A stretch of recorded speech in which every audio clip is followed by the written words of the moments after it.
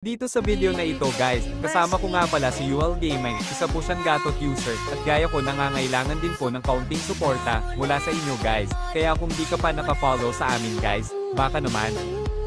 Dito guys akala ko nag-iisa lang si Hanabishi, kaya hinaras ko siya, ngunit kasama niya pala si Franco, kaya lumaban na lang ako ng patayan, mabuti na lang dumating yung Gatot, kaya good trade lang ang nangyari.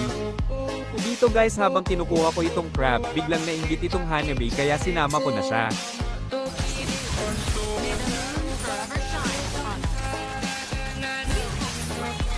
Dito guys nasangkot na naman ako sa isang kaguluhan, na kung saan nga hindi ko na alam mga nangyari sa mga happenings.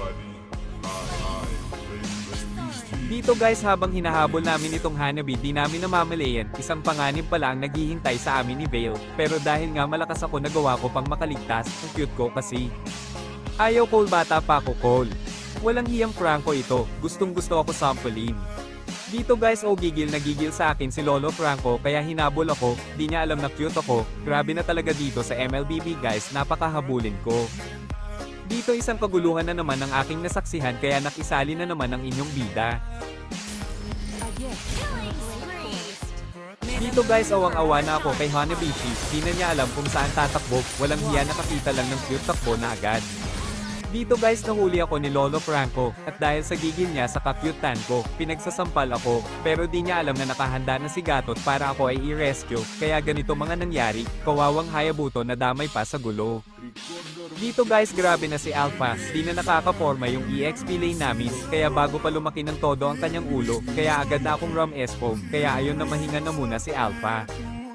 Dito guys napansin ko puro na lang kami kill, kulang sa push, kaya pinabagsak ko na itong tore ng kalaban. Dito guys habang nagpupush kami nang bigla na lang dumating ang iilan sa aming kalaban, kaya muli ko na naman silang pinauwi.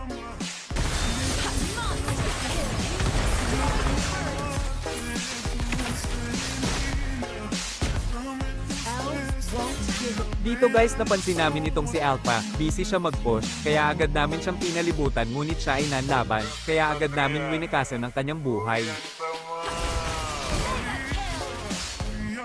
Dito guys nahook ako ni Franco, kaya ayun napitas ang inyong bida. So paano guys panoorin nyo na lang hanggang dulo, salamat.